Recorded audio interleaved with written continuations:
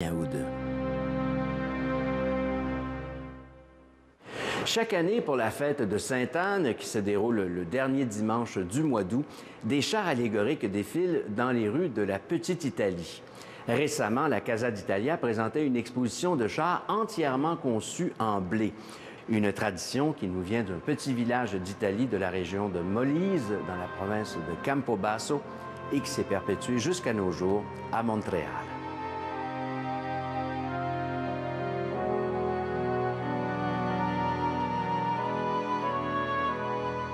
Le passé, mais aussi l'avenir de la Petite Italie se rencontrent à la Casa d'Italia, un carrefour culturel unique qui occupe de tout nouveaux murs.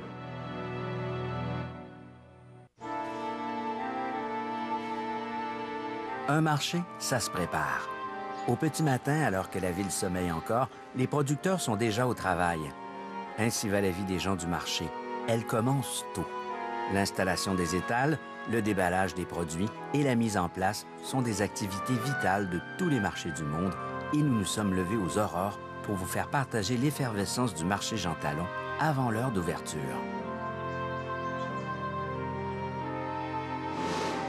Inauguré en 1933, le marché Jean Talon répand ses bonnes effluves dans le quartier depuis bientôt 80 ans. Entièrement rénové en 2004, c'est l'un des plus grands marchés à air ouverte en Amérique du Nord. L'hiver, tous les marchands emménagent sous la grande halle, mais d'avril à octobre, les producteurs s'installent en plein air et dès le matin.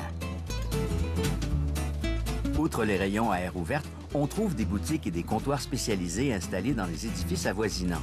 Épicerie fine, fromagerie, poissonnerie, boulangerie, fruiterie, boucherie, charcuterie. Si le ventre de Montréal a un nombril, c'est bien ici. Dis-moi ce que tu manges, je te dirai où le trouver. Les produits régionaux sont logés à l'enseigne du Marché des saveurs du Québec, une boutique qui fonctionne comme une coopérative. Les artisans producteurs de la province y louent des espaces pour présenter leurs spécialités, dont une impressionnante variété de vins et autres bons petits boires issus du terroir québécois. Depuis une vingtaine d'années, la gastronomie est devenue un véritable art de vivre. Plus les consommateurs sont exigeants, plus les producteurs haussent leur niveau de jeu. La qualité et le raffinement du goût ont atteint ici des sommets sans équivalent en Amérique du Nord. Produits chouchous des consommateurs du Québec, les bières de microbrasserie rivalisent d'originalité tant au niveau du goût que des étiquettes.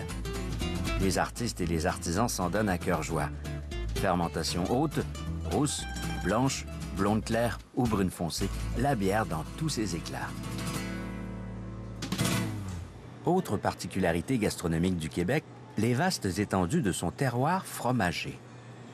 On dit que la France produit près de 400 variétés de fromages.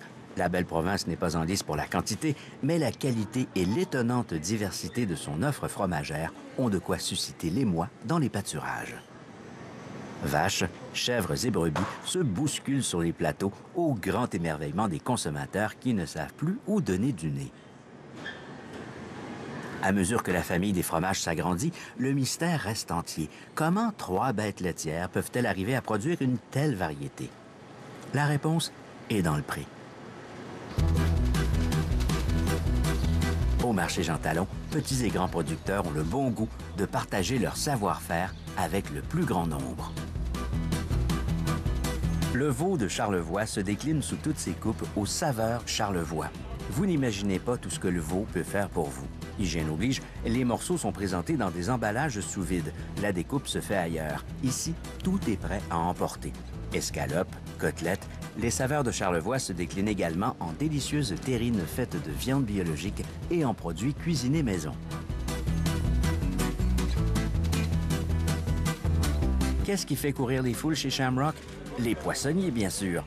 Si vous faites partie de ceux que laisse perplexe l'achat d'un poisson entier, laissez à un expert le soin de vous le préparer. Si les poissons pouvaient parler, ils vous diraient la même chose. Pour eux, Shamrock est une référence. Crustacés et coquillages d'une fraîcheur irréprochable, service empressé, rouget à l'œil vif, suivez leur regard, il n'y a qu'à voir pour se rendre compte. Les homards se vendent au kilo, les plats sont cuisinés maison, on propose des coupes prêtes à cuire, du poisson ultra frais à manger cru. À bâbord comme à tribord, Shamrock, c'est d'abord une affaire de goût et de service.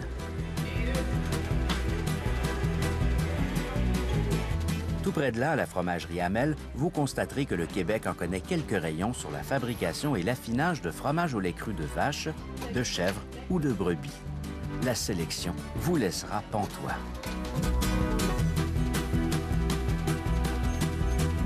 Si vous venez à pied ou en métro, pensez à vous munir de l'indispensable caddie pour transporter vos courses. Bon, moi qui m'étais promis de rien acheter...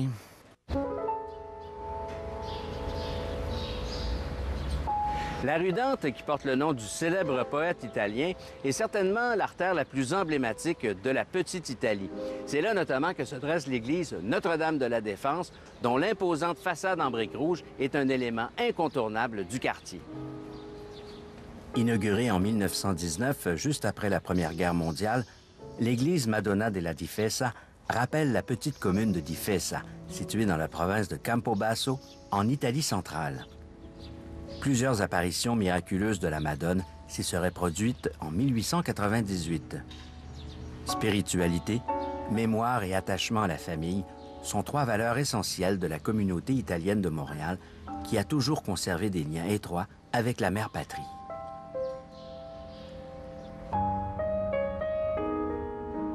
À l'intérieur de leur église, les Italiens de Montréal renouent avec la beauté intemporelle de leur patrimoine religieux. Les églises d'Italie, c'est bien connu, sont les plus belles au monde. Dans la Petite Italie, l'architecture et la décoration de Notre-Dame de la Défense touchent au sublime. Les fresques sont l'œuvre du peintre et maître verrier canadien d'origine italienne Guido Nincheri. L'une d'elles, la plus controversée, est connue dans le monde entier. On y voit Benito Mussolini, fondateur du parti fasciste et allié d'Hitler pendant la Seconde Guerre mondiale. Sa troublante présence rappelle les accords du Latran, signés en 1929 et par lesquels l'État italien, alors dirigé par Mussolini, conférait au pape les pleins pouvoirs sur la cité du Vatican, tout en faisant du catholicisme la religion officielle de l'Italie.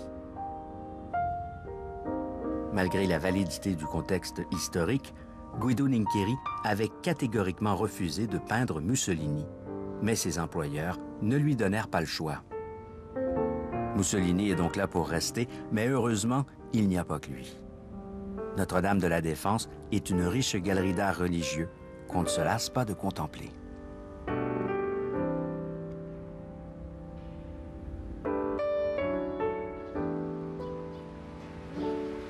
Dans la Petite Italie, la verdure n'est jamais loin.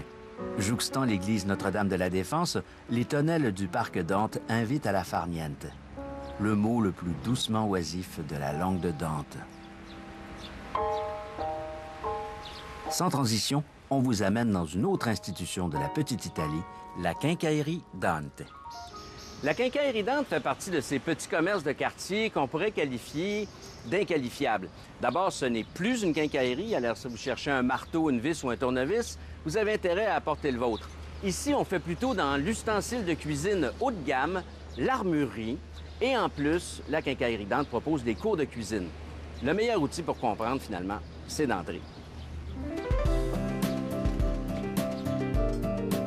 Premier indice sur la nature des lieux, le livre de recettes de Stefano Faita, fils de la patronne. Adjacente à la Quincaillerie Dante, l'école de cuisine Mezzaluna est une affaire de famille qui perpétue l'art culinaire à l'italienne. Dans la quincaillerie, les étalages d'outils ont été remplacés depuis belle lurette par une impressionnante panoplie d'objets de cuisine de haute qualité. La boutique regorge de trouvailles pour réinventer le décor de ses repas quotidiens. Poterie de Provence, faïence, bols, assiettes, si vous doutiez encore de l'importance de la bouffe pour les Italiens, la Quincaillerie Dante devrait dissiper tout malentendu. Les Italiens adorent cuisiner et tout faire eux-mêmes. Oubliez la sauce tomate en conserve. Les puristes la fabriquent avec un appareil dont vous trouverez ici exactement le modèle qui convient. L'art de cuisiner maison avec une efficacité industrielle.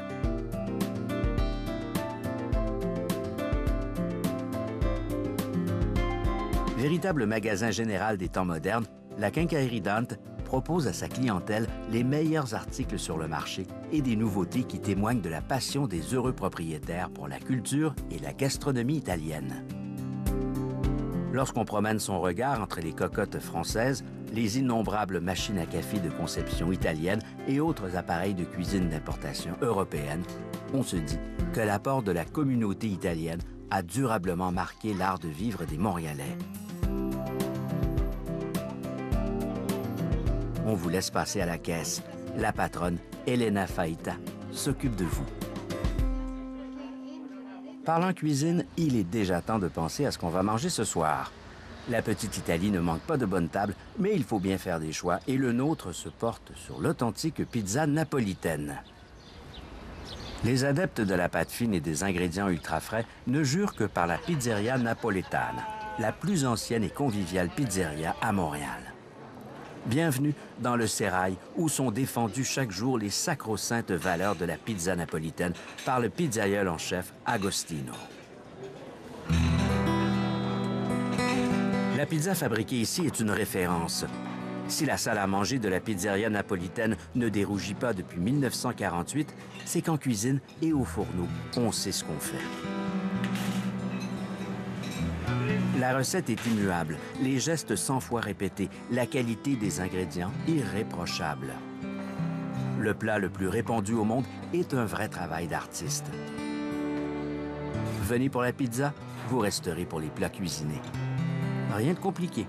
De la tomate, un soupçon de douceur, des pâtes. La cuisine italienne façon napolitaine a quelque chose de profondément convivial et familial. Et puis les pâtes et la pizza, c'est bien connu, ça rend heureux. Le bonheur est dans l'assiette, prêt à gagner le cœur des clients affamés.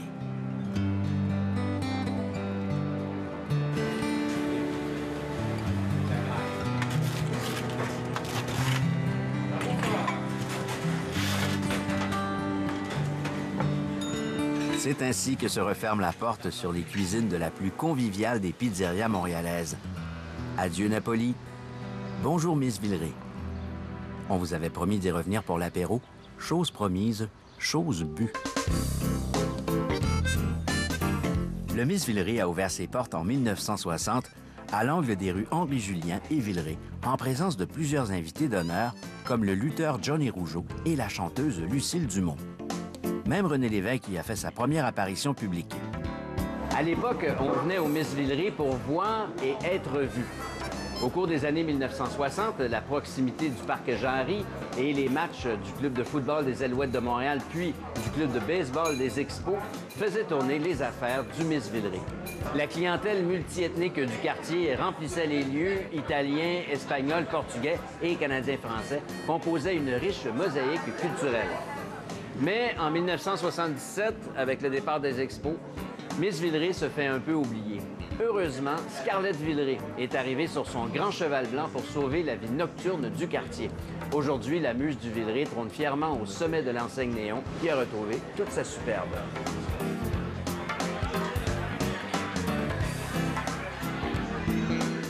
Ouvert tous les jours de 16h à 3h du matin, le Miss Villeray est l'une des rares adresses du quartier dédiée aux noctambules.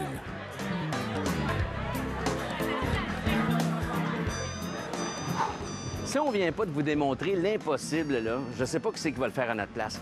On peut passer presque 24 heures d'affilée dans le quartier Villeray sans s'ennuyer un seul instant et sans perdre une minute. Du petit café matinal dans Petite Italie jusqu'aux petites heures du matin au Miss Villeray, là, c'est pas un tour de quartier qu'on vous propose à la station de Castelnau, là, c'est un tour de la pendule. Alors, vérifiez quand même les heures d'ouverture et de fermeture du métro, là, si vous voulez pas être obligé de rentrer en taxi. Bon, ben moi, j'y retourne. Ouh.